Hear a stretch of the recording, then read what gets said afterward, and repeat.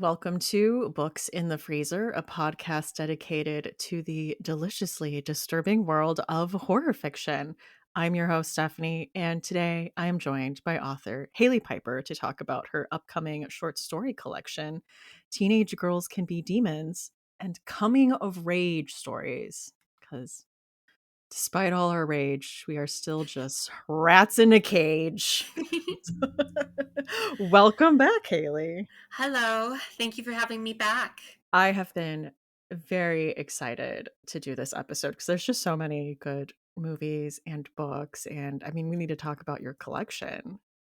Yeah. It should be out by the time this is up. Well, that's exciting. So everyone can go check it out. I went into it knowing that Benny Rose the Cannibal King was going to be Yes. included. And I was very excited because I was one of I read it when it was a Rewind or Die novella. But I didn't know there would be other familiar stories from you. So I was excited. I think is it Unkindly Girls? Was Yes, when I started reading, I'm like, I know this one. yeah, that's I think that's still the most popular one. Um Really? yeah, well, it was funny because when my first short story collection came out, a bunch of people were like, "Oh, is Unkindly Girls in it?" And I was just like, at that time, I didn't have the rights back, so I was just like, "No, sorry, I didn't know that you were all were anticipating that." I was gonna ask, like, are there certain stories you're like excited are gonna get a second life? I'm assuming that's one of them. Yeah. Yeah, there's some that are like, they've been well read already, like Unkindly Girls, Why We Keep Exploding, The Yeah. Turning. But there are other ones, like Autotomy that I didn't feel got really a good chance, or Last Leaf of an Ursine Tree. And then there are the new stories Yeah. too, that have never been seen before, that I'm really excited people are going to get to read. Long Flesh of the Law, Thagomizer, Magical Girls, Child Crusader Squad, and The Many Sins of Clara Greenstone. I loved that one. Was the hopscotch one?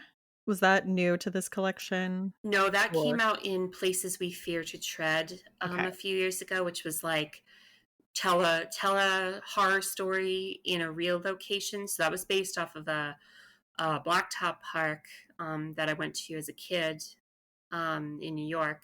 Nothing like that happened there, thankfully. But it was just like it's how do I put this? It's a weird like it feels weird now, but it's like back then it's just like, yeah, they would just put like a slab of asphalt down, put a couple of playground pieces on it that were not safe, and be like, this is a place for the children to gather. There you Just go. go there, and we did. It is funny to think how kids will just adapt to that. Be like, "Yeah, Oh yeah, okay, this is our place now." yeah. Oh totally. We will shape that environment. Well, I remember, when you announced this collection, specifically, like, the title and the cover, I feel like the internet had feelings about this. Oh yeah. Um, Different feelings for different depending on the people. Like, because some people were very excited. They were just like, "Oh my god, yeah!" Like, because they saw coming of rage and they understood immediately what that signified. For like about teenage girls, about feminism, about the like I say this in acknowledgments, but like teenage girls get shit on for everything, blamed for everything. And I'm just like, I was fed up enough of that just with writing Benny Rose, but I realized I write a lot of coming of age horror fiction in my short stories. Like there are enough short stories still that we could do a second volume, honestly. Wow. Like I was like, oh, okay, is this my second this might be my second favorite subgenre of horror after cosmic horror. But there were other people who were like, yeah, teenage girls are demons, and like this some weird stuff was like people telling like about their grievances from when they were younger, and I'm just like, okay, the girls in these stories didn't do that to you though. It's that internet disease that people have, Computer truly. madness. And, yeah, we're like, you can't make a statement online without people being like if you say, like, "I like pancakes," someone's like, "Well, I can't eat pancakes because I have a gluten intolerance." You're Yeah. like, "I'm sorry. Or Everyone the what does whole, that have what to do was with it? me?" Was it like, oh, so you hate waffles? Yeah, so you hate waffles. It's either that, it's either I hate waffles or like, how dare you? Some of us can't eat Like, pancakes. right.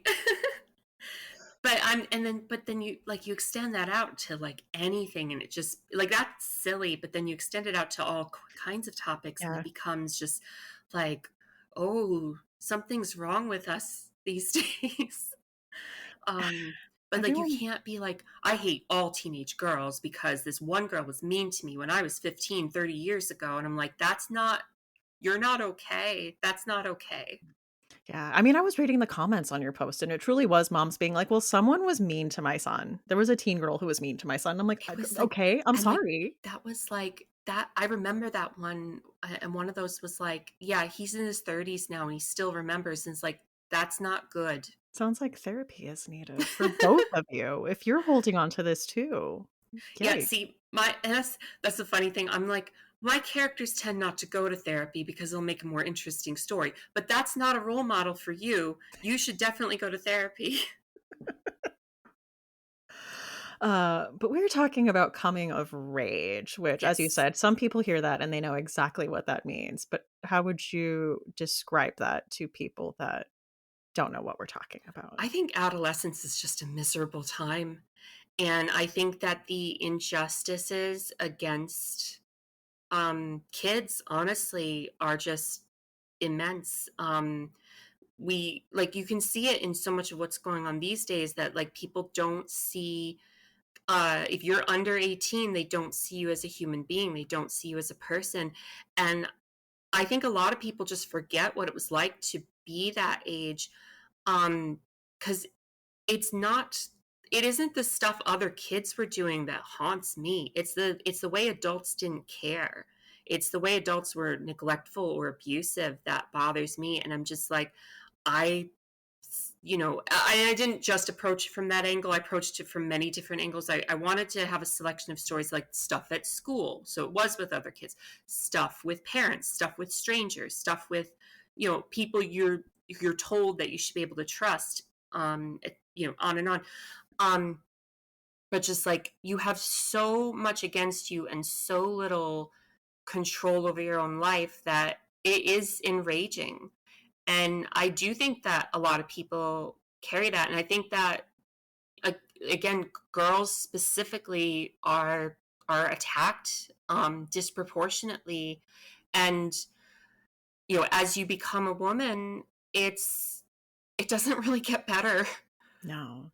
We just get angrier and then blamed for that. And that's part of what kind of makes me raise my eyebrows about comments, just like, oh yeah, teenage girls are demons. And I'm just like, I don't think you like women either. Yeah, I That's a agree. long, whirly round way of how I see coming of age, is like the rage that comes with coming of age. Yes. And it's that time where you're transitioning from a child into an adult. So there's a lot going on with that, but you are also becoming aware of the world around you and the Yes. systems and oppressions in place that you were not aware of when you were a child, and you're becoming aware of your place in that, and in this time where, like you mentioned, you just don't have control over your own decisions. There are a lot of external factors Yeah. controlling your life. And it's interesting because a lot of adults are like, I remember being 14 and discussing gay marriage and discussing like politics and stuff with other kids. And it's strange to me that a lot of adults don't see teenagers as capable of having those kinds of discussions with each other. It's like, it's not a lack of intelligence, it's a lack of experience that makes for extreme, positions on things. Um, but it's not, I feel that there needs to be some level of not disrespecting that. Each of us is only like, it's like never been alive before, Yeah. and like figuring things out while also your body is like constantly betraying you, it feels like. And again, no control, no say. Um, if you want to take a sick day from work, like maybe your job is very strict about that, but you could do it like you have all this stuff against you, like, oh, well, your parents have to be okay. Principal report you if you're not, like, if you're out of school, whatever. Like, there's just so little there. And I'm like, I'm so, like, as much as I'm like, yeah, people have computer madness, I'm still glad that I had the internet when I was a Yeah. teenager, because at least it was some level of freedom. And I'm not even sure the internet offers that to adolescents anymore. Um, Yeah. It seems versus the way it was like in the early 2000s and the late 90s and such. So I'm just like, but you're not supposed, like, nowadays it's like, oh, there were teenagers outside, call the police. And it's just like, where are they supposed to exist? yeah. It's unreal. You're not allowed to be anywhere unless you're buying something, and kids don't have money, so don't, like. But then at the same time, I'm going on a complete rant, but it's like, at the same Yeah. time, it's just like, women, make sure you're having as many babies as possible, like, subject them to this. And it's just like, okay, And where are they supposed to be? right, where are they supposed to exist? Like, it's, see, Yeah. now I'm all heated up. And I mean, you know what? You're right. I mean, like when we were growing up, malls were a place you could hang Right, out. right. You You could could, just be there. Like they made a movie about it, Mall Rats, where it let people who just hang around the mall and don't buy anything, but it was okay because it was kind of like the indoor version of going to the Blacktop Park, or wherever. It's we not lived, really there much anymore, unless you go to an abandoned one, which I guess that could be fun in its own yeah. way. Yeah. But yeah, we've built a world that is very hostile to loitering Yeah, and teens just hanging out and not having the space. And you're right, teen girls do get shit on for a lot. And your fashion's wrong, your music's wrong, the things you like are wrong, the way you talk is wrong, on and on and on. yeah, we invent shit to criticize them on. Vocal fry, Right, filler right. Oh, don't words. say, don't say, it's just, I read a book by Amanda Montell, called Word Slut, and it was about the semantics of, like, the way I love women that are title. I love that book. It was the way women are criticized for the way they talk, and it did get into, like, chapters on vocal fry and filler words, but also the way the feminine equivalent of words will be devalued, Yeah, like a master and mistress used to mean the same thing, the same right. level, and mistress does not mean that anymore. Yeah, Just like every time there's an equivalency in power between a male and a female term, the female term will lose its value or become right. something else. How you dress up the world affects people's feelings about it. So we have a lot of rage about the cage we were referring to as the patriarchal world we live in. But should we talk about some movies that get into this? Sure. I had Teeth on here. I no, Oh, I think that's appropriate because there are different, like, Nat Cassidy made a good point at the end of Mary, that coming of age, you have different comings of age. And I figured that was why Such Sharp Teeth was, oh yeah. shoot, I spoiled one of your books. It's all good. Okay. I figured that was why that Rachel Harrison book was on there, because that also, it's not like coming of age as we traditionally think of that, but it is a coming of age. Yeah, We coming do into that at your different time. We have different ages through life. We don't just like hit adulthood and then stop developing, or hopefully we don't. no, we don't. But yeah, in Teeth, the main character we're following is grows up very religious, very fairly devout, and as she gets older, she kind of realizes her place and how she will be treated. She experiences several sexual assaults and discovers that she has something that can help her fight back and have a little bit of power. Yeah. We It's love it. teeth. It's Teeth, and you won't believe where, as you would know, Miss Queen of Teeth. Yes, I was like, should I say Queen of Teeth? Should I mention the vagina dentata that turns into vagina monster book? Because I'm like, no, biting off penis is not enough. You need to bite off a city with your lower body teeth. Yeah, that's the pull quote for the episode.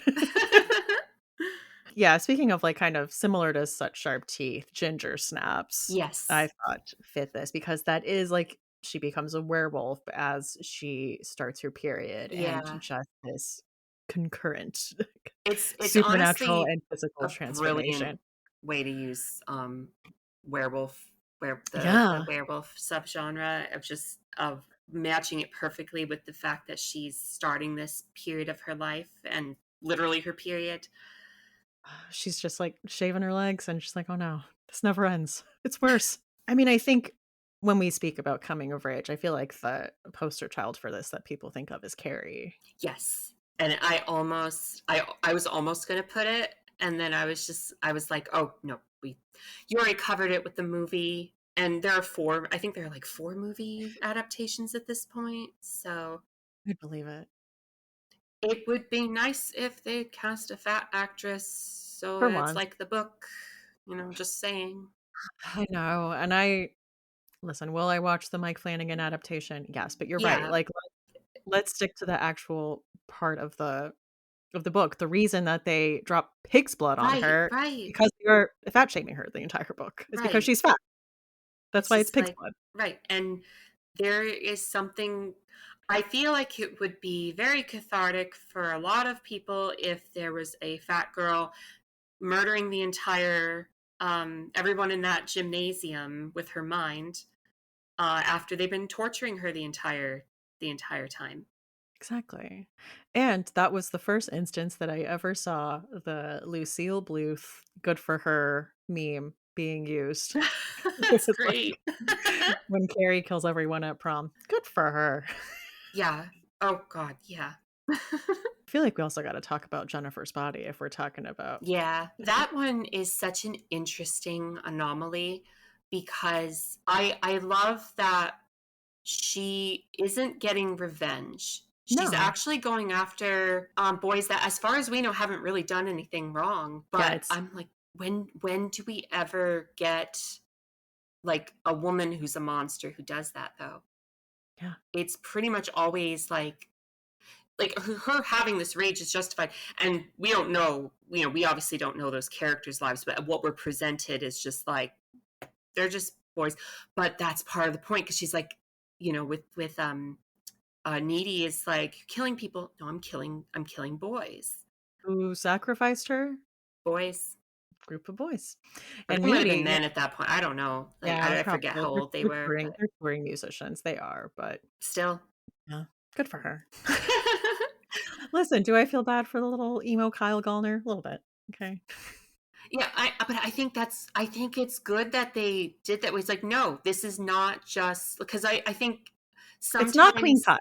right, Yeah. exactly, exactly. I was like, what's the term I want? It's like clean cut. Not clean cut is perfect because it's like sometimes that's too easy, and I think sometimes when it's like putting someone's mind in a pressure cooker, and it's like, of course, when it explodes, it's going to hurt more people, not just people who deserved it. It's going to happen all around, and that's why when people are like, when somebody's like, oh, is like it's a horror movie, and like everybody's being misogynistic to her, and it's like, and this was a reel on Instagram where somebody's like, good, I hope she kills everybody, and the other person's like, but that's not right, and it's like it's a movie, it's fiction. You can And have that catharsis in fiction. yeah, and I feel like that's what horror does, is it allows us to explore these nuances, these Yeah, muddy emotions, and give us catharsis without the need for a black and white morality tale. right. We shouldn't be holding characters to purity tests. It's ridiculous. Was Heather's yours? No, it was Lisa Frankenstein, which Oh, actually segues perfectly since it's yeah. another Diablo Cody script. Yeah. With her, just like, she is different from everyone else. She's very goth, and everybody else is very like pastel and clean cut and preppy and such. And she, like, honestly, I'm kind of forgetting how it comes to this situation, but accidentally revives a dead guy from 100 or something years ago, and it's just like, I'm gonna fix you, and I think it's interesting because she has been so kind of pushed to the side, because sometimes coming of age is not just about like something was like active abuse.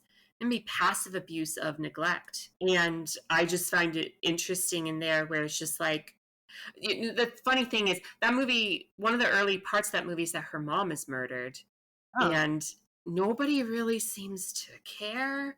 Like they kind of use that as a way to taunt her at times, but I'm just like, that's never resolved. She never, no. it's not like she ever finds out who did it and like uses parts of that guy to make her undead boyfriend or anything. It's just like she doesn't get that.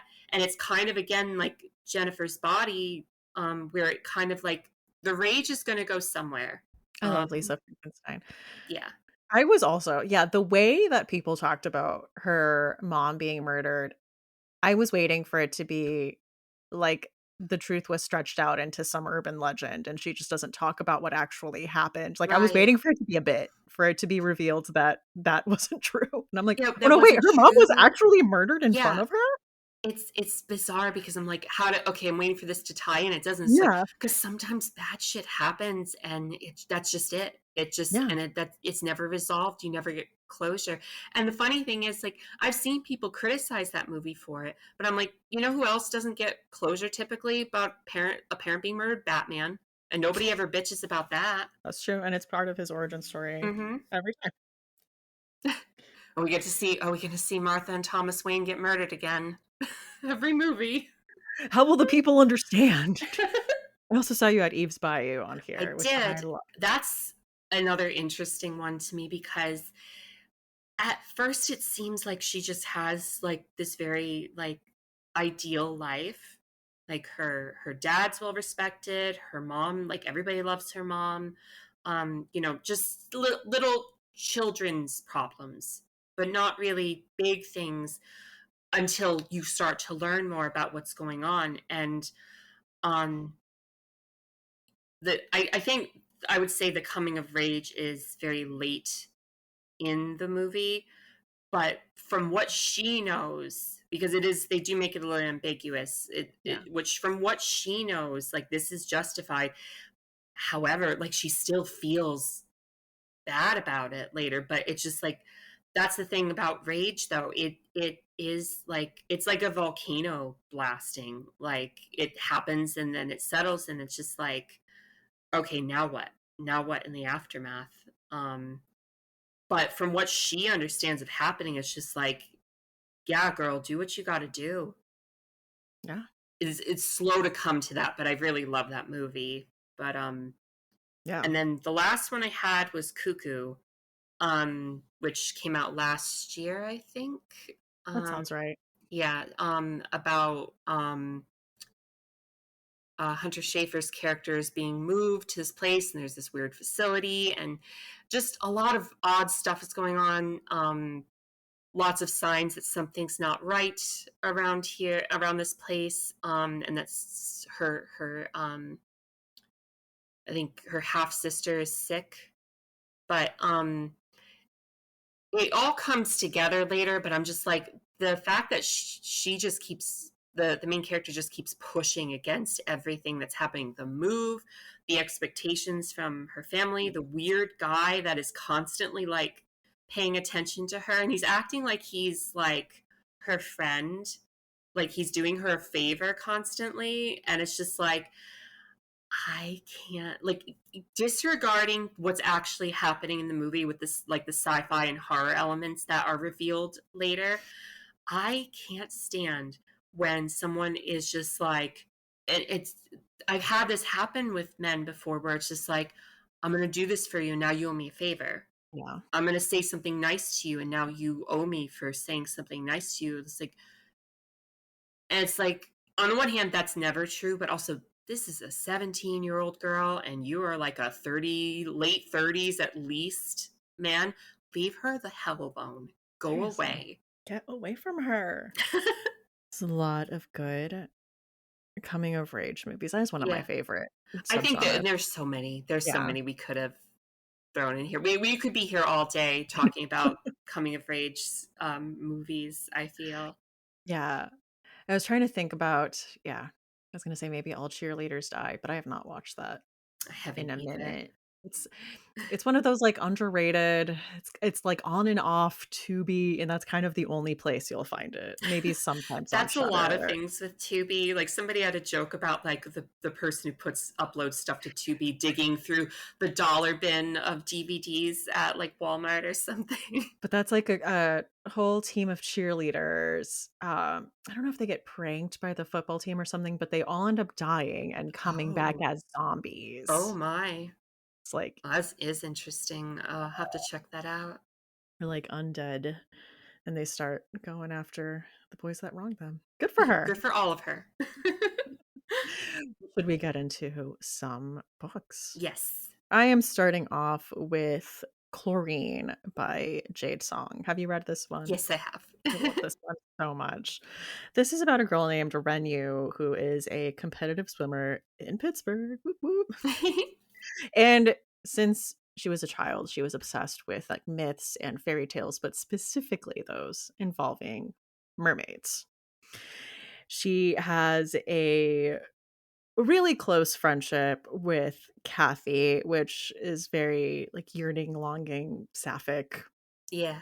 And but as you're reading from Renzi's perspective, you know that she truly feels that she is meant to be a mermaid, and this kind of teen girl life as a human is just kind of her biding her time until she can be a mermaid. Like she feels the most herself when she is in the water.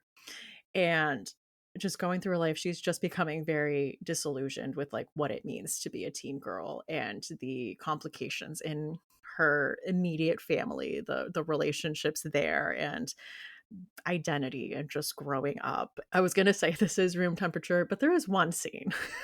There is one Yeah. scene that may bump that up. But I just remember feeling like I completely not completely understood this protagonist because she is again convinced that she is a mermaid stuck in a human's body. But I think her disillusionment and her anger at what her life is like, I was like, I get where this is coming from. Oh, This is yeah. very much this is teen girl. Like, is this what life is this is what I have? No, thank you. Put me in the water with the fish where I belong. Thank you. The frustration from when it's just your mom, but also, like, she's doing her best, but it's also still, like, there's still this frustration, and, but I was looking at it also as just, like, her being, like, waiting for this mermaid thing is, like, I get that from just, being in the closet, Yeah. and her, like, she knows she's gay, and I appreciate that she was kind of like, "But I sleep with boys because it's just easier." Yeah.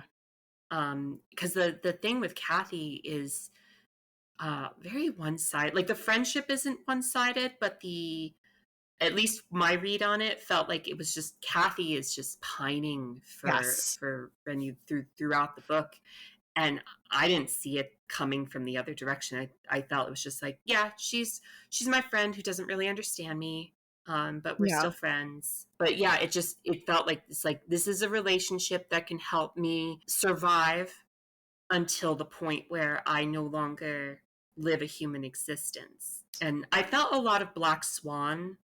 I don't know if you've seen that movie Yeah. vibes from this, especially some of the shit with the coach, the swim coach. Yeah, it's just a lot of just like, what if I could have a different option kind Mhm. of situation? What if there was something besides what the life that's expected? Because I think it's not just like the life of a teenage girl she's restricting, but she's also looking at her mother and all the things her mother has to deal with, and just kind of like, this is what's waiting at the end of this thing I already don't want.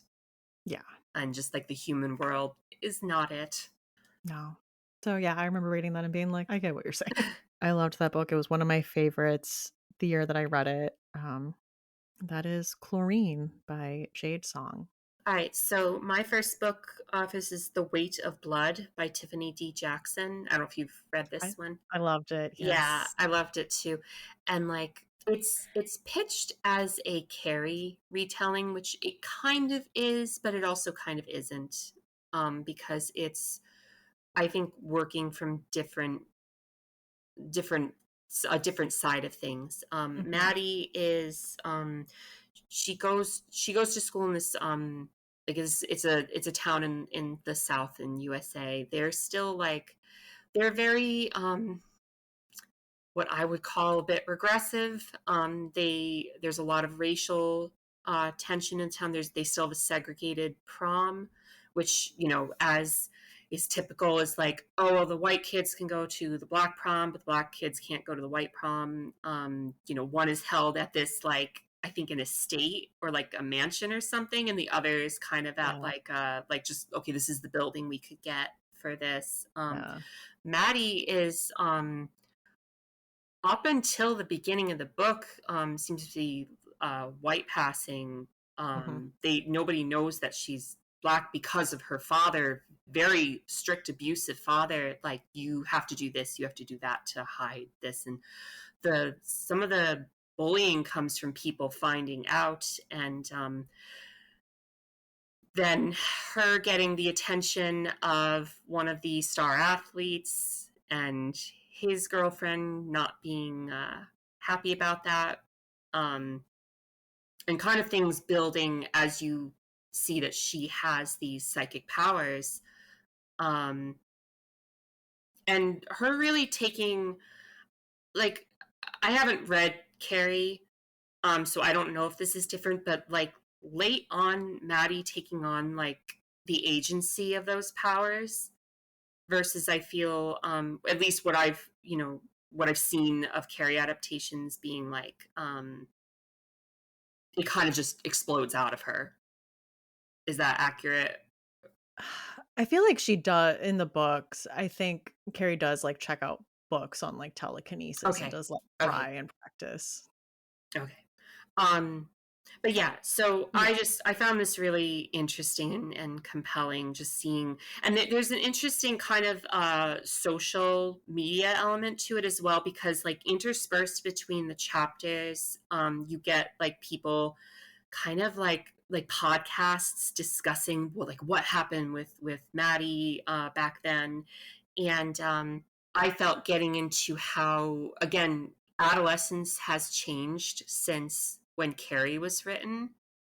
Of just like, there isn't really a point where you get away. Like, Maddie doesn't have the internet at her house, as far as I recall. Like, her father's extremely strict. He only lets Yeah. her watch like 50s movies and such. But like, you know, the social media element, the podcast element, like, is like, even after it's having constant dissection of her and her life and anybody she's spoken to, anyone she cared about, anyone who survived the Mhm. ending of the book. But yeah, it's really engrossing read. That one is, I think that one's YA, but yeah, I Yeah. really felt for that. Oh, I love that book, and I loved a lot of Tiffany D. Jackson books. It's a book I wish I would have listened to on audiobook because I heard the, I like, did listen to it on audiobook, which is probably why I'm like, I don't know how this character's name is spelled, but yeah, but, I've heard, like, the podcast chapters are fun, like, they're produced like a they are podcast. done. Yes, they're done like that. Yeah. That's cool. Yeah, I really loved that one. My next book is Such Sharp Teeth by Rachel Harrison, which we discussed isn't really a classic coming of age story because Rory is an adult, but she is kind of coming into herself at the same as Yeah. at the concurrent with this werewolf transformation. So we are following Rory, who is back in her hometown to help her twin sister who is pregnant, and she there's a chance she might rekindle things with like an almost flame named Ian. But Yeah, one it's night, funny how there's like some Hallmark Christmas yeah, kind of thing. And I think it does take place during the winter. Um, I, I I think think so. It takes place over a few months, because yeah, she's because I'm she's like, I know there she's was in like a town fun for a few months. yeah, I know there was a scene with the Halloween party, but I think she definitely is there for winter too. But yeah, it definitely is like the I'm back in my hometown, like type of thing. Except coming home from a bar one night, she is attacked by an animal and she starts exhibiting strange behaviors like increased strength and aversion to silver. Oh no, what could have happened? I did love. I mean, and I think the best part of most werewolf stories is the really getting into the transformation. And I know Rachel really dug into kind of just the horrors of having to exist in a body and just how Yeah. fucking exhausting it is, how much maintenance it needs just to, like, keep it going, and I felt like the werewolf metaphor really worked well for that. I also loved in this book that it is about confrontation, like, because of this change, there are things in her past that she has to come face to face with. She Yeah. has to confront, and this I mean, forces her to do that and helps, other people in her family also forced to confront ugly truths that they don't like. And I was looking at reviews for this book and I take issue with so many people talking shit about Rory being snarky because, like, people who go through trauma often develop a dark sense of humor to get through things, and this, like, cool girl persona is a part of that. Right. So, to quote the Mean Girls musical, "This is performance. This is self-defense. I thought you had the sense to see through that." This is one of my favorites from Rachel, and I think, like, what better metaphor for, like, rage and coming into yourself than a werewolf, you know? Just like Yeah. And I think it's interesting because it almost is like she hasn't fully grown up because she hasn't confronted these things. And with the werewolf, it kind of again links back to Ginger Snaps of just like this is about growing up. This is a metaphor for growing up. She's having experienced that as well in the same way. It's like no, the werewolf is mean like it's you you can't just run away back to the city again. You have to deal with this. you have to deal with this, and also having this doesn't make you broken or Yeah. unlovable. Like, you will still find happiness in people who will love you despite what you are. Yeah. The trauma does not mean you're broken, No. and neither does being a werewolf. No. Listen, we can work around that.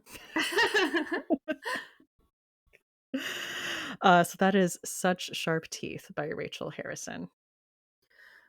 So my next one is Cherish Farah by Bethany C. Morrow. I don't see people talk about this one very much, which kills me because I love this book. It's about these two girls who are friends. One of them is kind of from like I'd say like a middle class household, but she has this like very rich friend who's very spoiled by her parents, and stuff starts to happen where the when the rich girl is kind of like doing stuff wrong, the main character Farah starts to like get sick or get hurt, and it's she's not sure exactly what's going on, and that's like the plot stuff. But I don't know if that's even the most interesting thing with the book because there are like two worlds happening at once at all times in this book. There's what's happening physically, and then there is the many layers of psychological analysis that Farah, who's very like she's extremely intelligent, she's extremely perceptive, and she is analyzing every single little thing that anyone does or says or how they say it around her, and figuring out like okay what's the under meaning of that, what's she's reading between the lines, and she is finding between the lines within the between the lines. And it's not like some people might find that dizzying, but I was fascinated. I Like I loved was her just as a because narrator. it made it so tense. Even if it's just two characters like sitting next to each other at a pool and they're just kind of kicking their feet in the water, making it so tense. Feel like any like her mindset is kind of like anybody can be a threat at any time. There's always somebody who's ready to judge me. I'm like and I'm just like that is such a like it feels like a very Farah thing, but it's also just like that's part of like existing a lot of the time is having to like assess so much and how people are assessing you whether it's on a surface level or whether they're reading between the lines on things, and like she is always like 5 steps ahead of everything that's going on in like she's like that not to like pull the MCU into this, but that part in Avengers Infinity War where Doctor Strange is like going through all the possible futures, that is Farah in this book. Like she's constantly like she's assessing 5 potential timelines of what could be happening next, and it just makes everything so like you feel surveyed like Yeah. constantly like this book's narration is like Elf on the Shelf or something. But it's like that is existing at times. It's existing around people, especially people who have some modicum of power over you. Yeah. Like you can take extrapolate that from being a teenage girl and put that like at your job. Like you that's why like and people like, oh, everyone at my office is fake. Everyone at your office also thinks you are fake because everyone's having to perform what is acceptable at work. Yeah. In the same sense, it's like what is acceptable for her as a teenage girl. Especially, yeah, like where she is, um, because they live in like a gated community, right? Like Yeah, her and yeah, Farah, her and Cherish yeah. do. And Cherish was Yeah, I should adopted have I should have by said, oh yeah, the other one's Cherish. uh and yeah, Cherish was adopted by white parents. Yes. And then Farah has, you know, black parents that Yeah, live in this gated community. So they both, while they are both black girls in this gated community, they feel very differently about it. Their yeah. upbringings are different, even though Which is funny because Farah is very like aware of that, and yes. Cherish is very unaware. Like she's kind of, at least from Farah's analysis, seems to be kind of floating through life. She doesn't seem to notice a lot of things. She doesn't seem to understand a lot of what's going on. Um, and that's partly due to her parents are just like, it's almost like they're trying to roll out the red carpet constantly, no matter who that gets rolled on top of.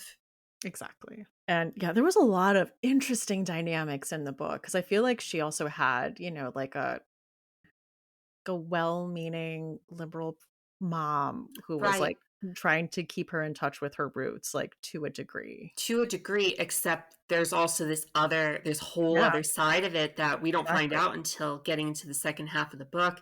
And that ending is Yeah. just like, I would not, I didn't see things going that far. And I was No, just like, oh my God. But like Farah, nonetheless, is 5 steps ahead. She's got it all, like, she's got plans on top of plans. I love her. Oh yeah, oh definitely. It was such an interesting book, and I'm just like, I say this as an author. I'm like, where do you even start with writing something like this? I don't Like it's know. amazing. So like just like I'm like, I wish I saw people talking about this more because it's like it's my favorite Bethany C. Morrow book. And I do. I love a toxic friendship. That's like Yes. that is one of my favorite book tropes, story tropes in general. Which brings us to one of my picks, which is Penance by Eliza Clark. I will say, this one I think relates more to the literal title of your book. Teenage girls Yes. can be demons, but it also speaks to a lot of the hell that is being a teenage girl and navigating social hierarchies and high school and Yeah. trying to fit in. This book is written as a fictional kind of true crime I like tell-all I like story. untrue crime. Untrue crime. I'm gonna start using that. So this crime happened in 2016 where a girl, Joan, was tortured, stabbed, and set on fire by 3 other teen girls who were supposedly her friends and classmates. And there was footage from later on that night where those girls were just laughing it up at McDonald's like they didn't just murder a girl. So this was obviously a crime that shocked, all of the UK, but, specifically this town, this dying seaside British Yeah. town called Crow-on-Sea. The book is told through interviews, transcripts, articles, Tumblr, Reddit posts, and the narrative from the author, who is, he was a journalist. This book, to me, was also a little bit like the Virgin Suicides, and that there's like a group of girls who do something unthinkable, but you're seeing it through the eyes of a Like the man or outside. the outside looking in. There's a lot of layers to this because this is a want to say like indictment on true crime culture and the way we talk about things. So there's a lot that's explored within the narrative, like obviously interviews with the girls that he was able to speak to, the parents, the community. But he also gets into like, how did these girls get here? Are there like online radicalization spaces for girls? Like some of these girls spent time on, you know, Tumblr The for radicalizing space of Tumblr. I know. But the one that really, like, romanticizes, like, school shooters. Yeah, Like, yeah. there's some dark spaces on there. Oh, yeah, yeah. As you get through, there is doubt spread on the narrative itself and its motives, and how much can you trust everything that you just read. A lot of these things could have been exaggerated, words were twisted, like, who even is this guy? And you as the reader are also like, were you guilty? Like, are you a part of this for contributing to this culture and picking up this book? Right. Like, it's one of those that really makes you think. Hopefully. Yeah, the exploitative nature of true crime Right. stories, Because it's especially these, like. kind of like if there's an incentive to sensationalize a terrible thing that happened to someone, then like a guy like this can come in and like I can make a buck off of that. And I there's a tweet or a screenshot. I think it might have been Tumblr post. I'm not sure, but it's somebody being like me, murdered horribly, one time, and then it's like a podcaster 2 years, a true crime podcaster 2 years later.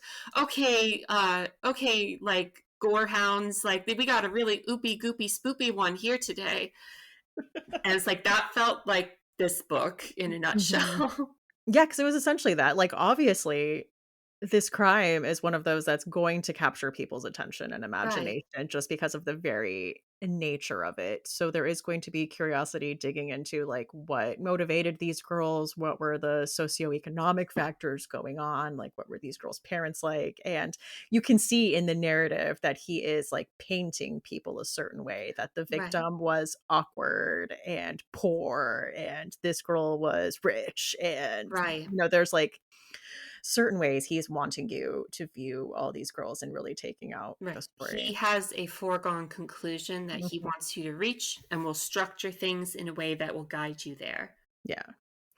Um, so I really like that. Eliza Clark writes some dark books, so this is Yeah. not for everyone. Boy Parts was also pretty disturbing. Boy Parts is definitely an interesting book. Yeah. I had to DNF Penance because it was getting to me too much. I did read Boy Parts and I did like that one.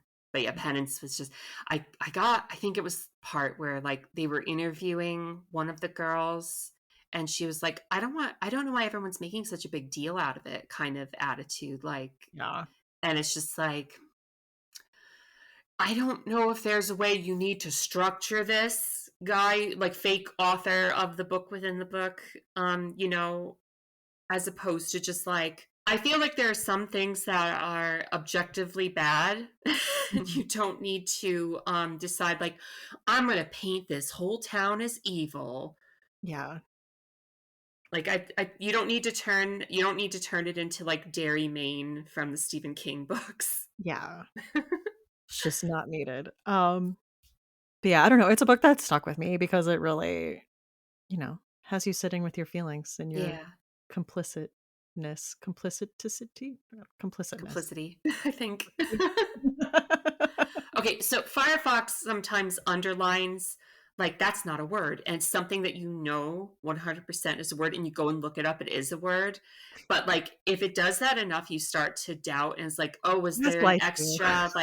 was there an extra piece of this word that I've not been using? Yeah. So yeah, no, so I'm totally with you. I'm like, okay, what's the right way to say this? So that was Penance by Eliza Clark. Right, my last one, I think a lot of people have read by now because it's been become very popular. The Eyes Are the Best Part by Monica Kim. I love this book. I got to read it early.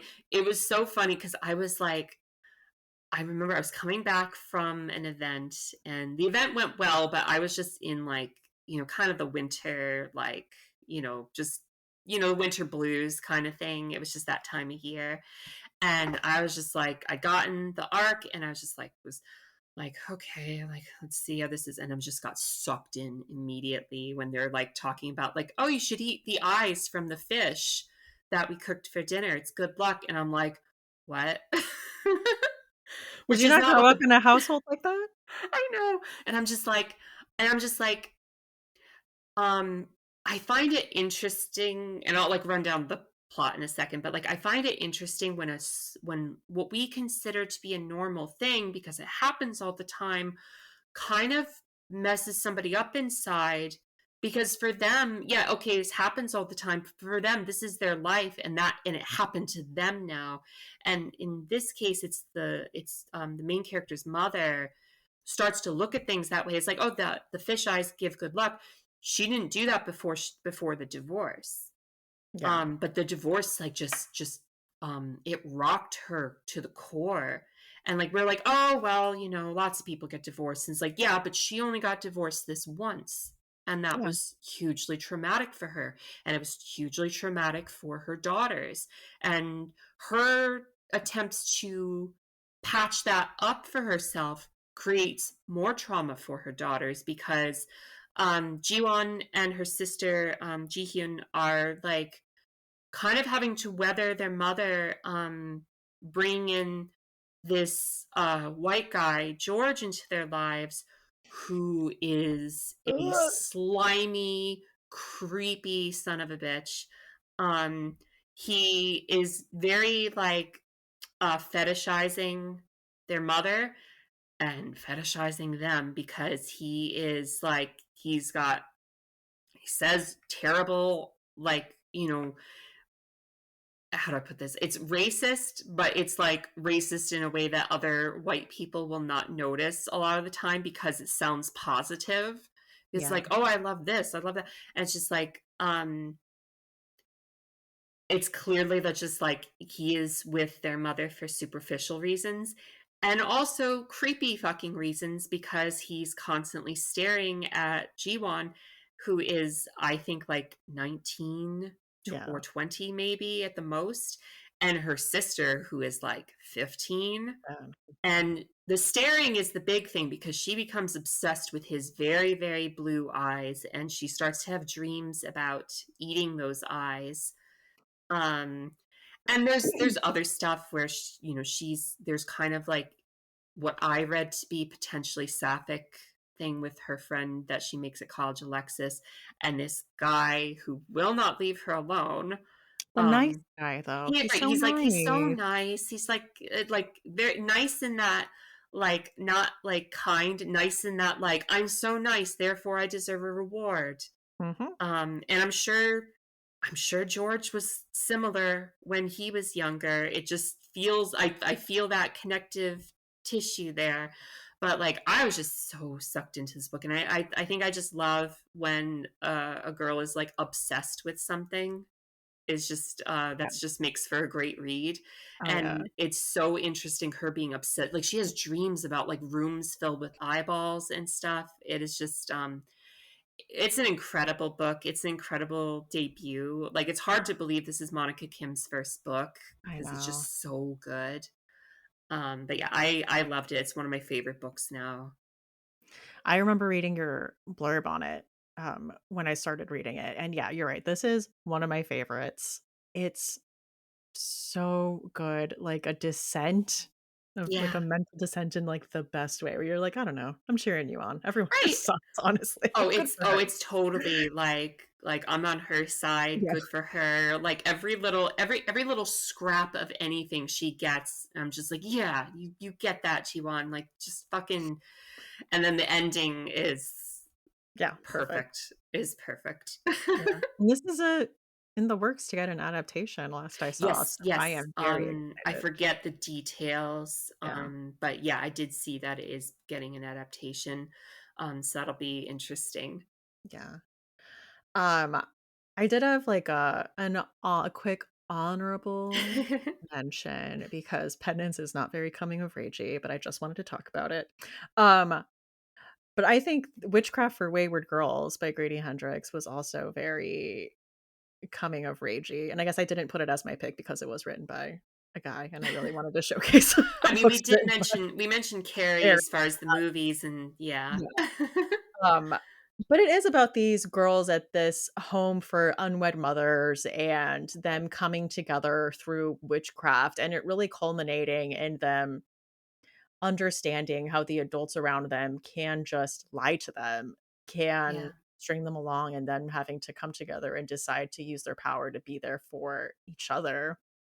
And I think My Best Friend's Exorcism had a little bit of that, like, the adults in the world are letting you down, and you know who's gonna be there for you at the end of the day? Your teenage girl best friend who, like, believes in you. The climax of My Best Friend's Yeah. Exorcism, like, makes me cry because Oh my god. she is so there for her, like, in just to an unbelievable, not unbelievable, like, unrealistic, or I don't believe this, but just, like, an extreme degree that is just, like, just made me cry.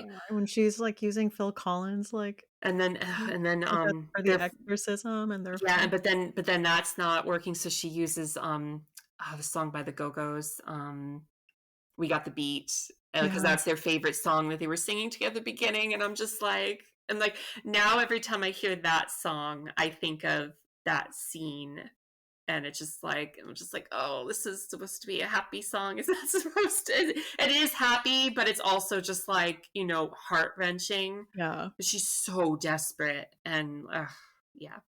yeah. It's so good. So, oh my god, and then the ending to My Best Friend's Exorcism, like, Oh, yeah. the last sentence makes me cry every time. Mhm. Every time I even, like, gaze upon it, I'm like, "Oh, I can't do it."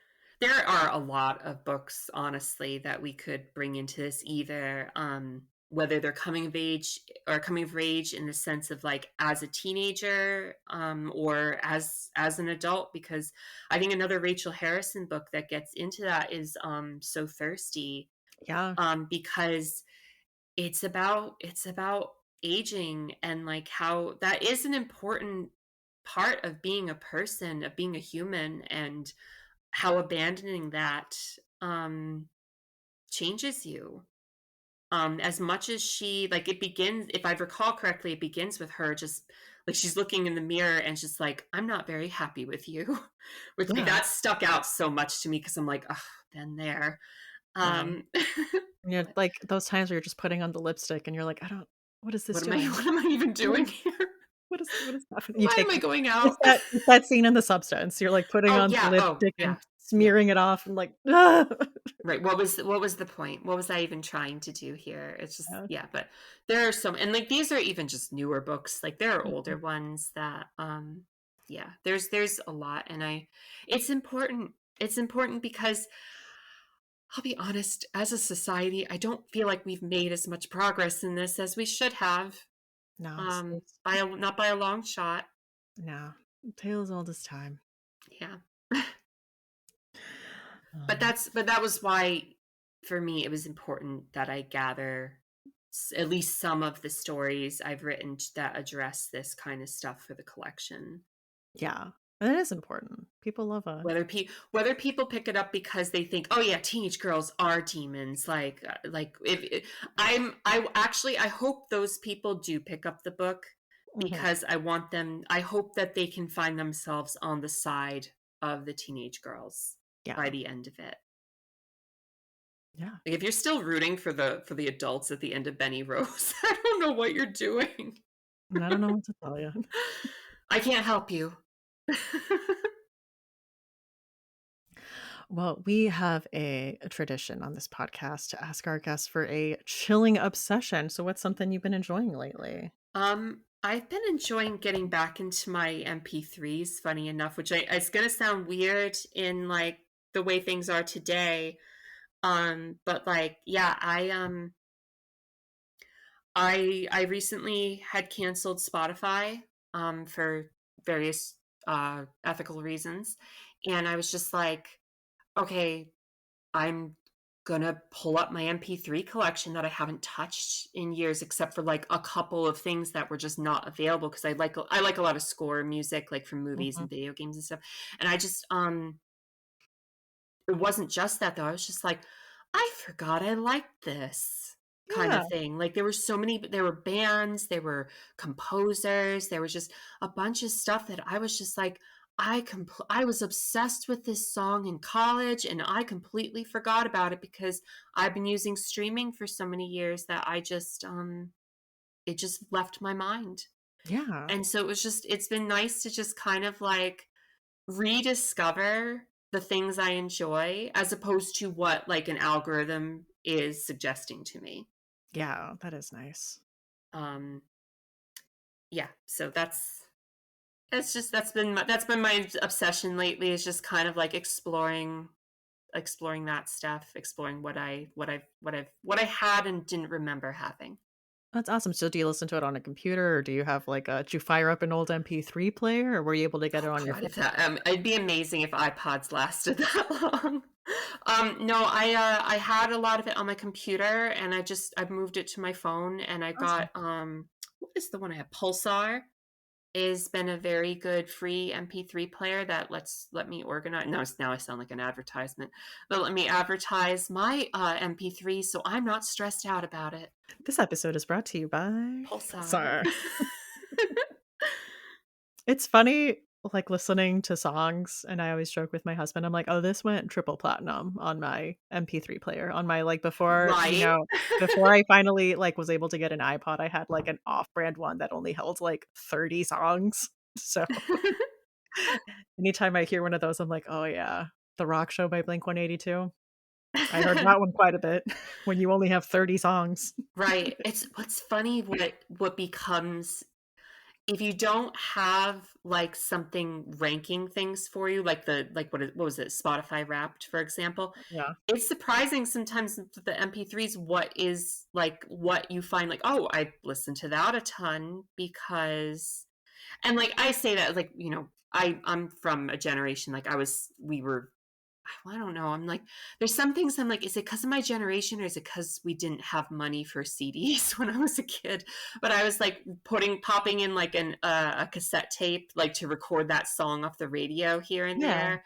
And I'm just like, I'm sure there's stuff I loved then that is like just gone. But like, this is something I could hold on to because I've got MP3s from the early 2000s. Like, those digital files still work versus like, there's a Janelle Monáe album where like the second track is not on Spotify because I think all Prince stuff, like a lot of Prince stuff, isn't available on there.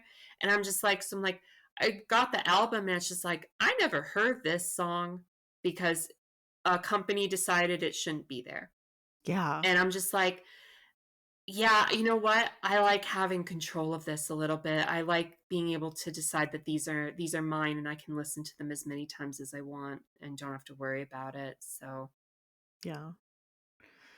I could see that. Well, I had a group chat with like two friends and we were doing that, like listening to the 150 greatest albums by women mhm. according to NPR. And there was quite a few where we had to find a way to listen to them because they were not on Spotify. Like Yeah. Joanna Newsom, not on Spotify at all. She's Yeah. very anti-Spotify. And she's one of my wife's favorites. Yeah. She buys her albums I think because you she's like got it. that's how it is. Yeah. Yeah.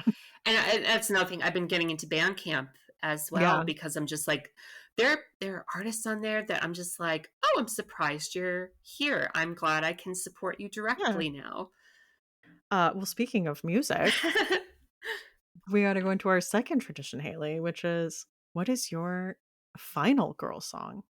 I had to think about this because I was just like the last time I was on here I had the dismemberment song. Yeah. And Which I was is just like, fun. yeah, oh yeah, it's definitely fun. I was just like, but okay, there's more though. Like, what's a good?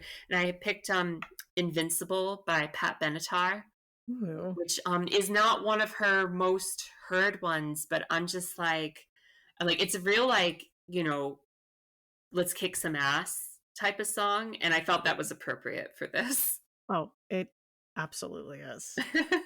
You have a lot of stuff coming out this year. This is I feel like I This had is a 2 busy I had year. 2 books, which is half as many as last year. I have restrained, but there have been a lot of, like, Well, high profile anthologies I've had stories in.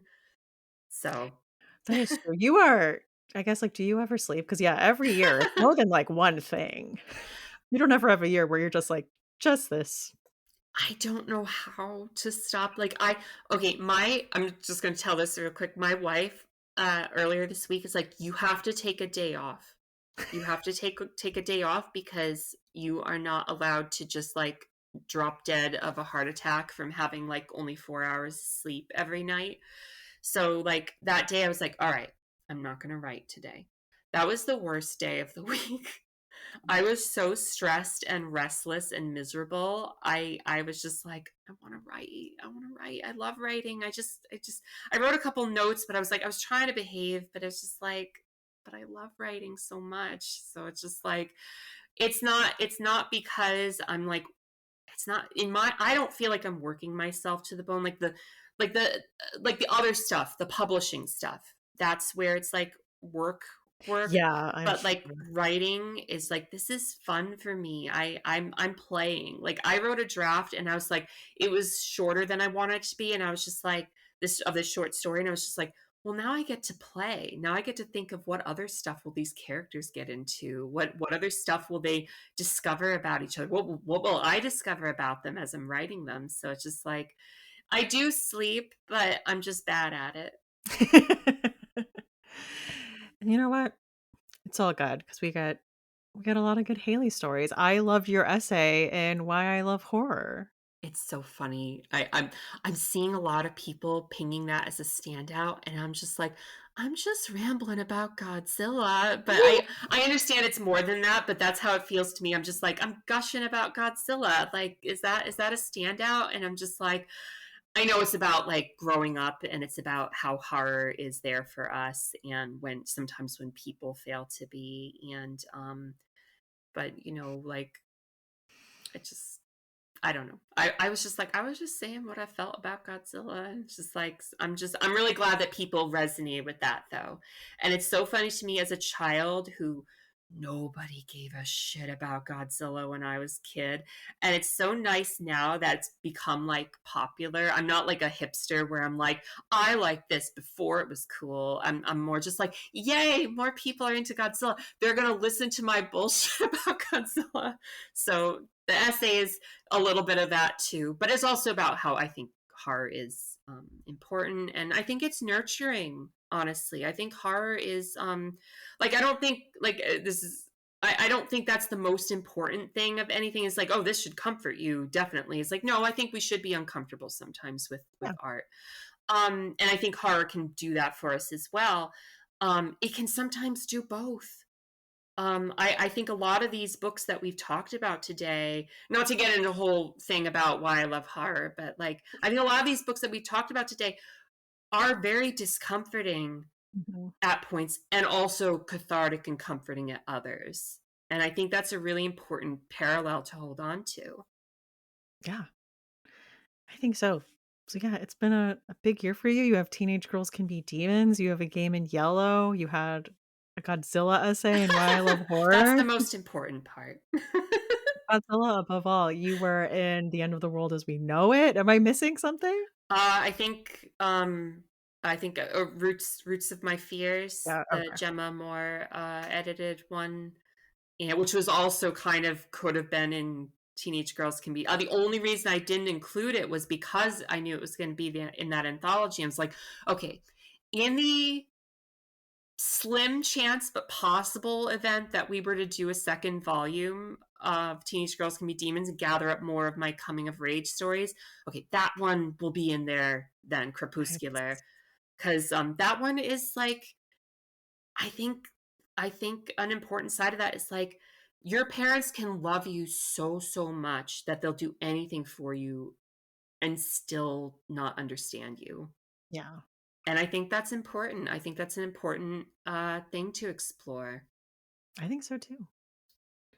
Well, Haley, thank you so much for coming on here today and talking about coming of rage stories. Thank you so much for having me. It's always a joy talking to you. Books in the Freezer is a bi-weekly podcast. We post episodes every other Tuesday. You can find us on Instagram, Threads, and TikTok at Books in the Freezer, or you can send us an email at booksinthefreezer@gmail.com.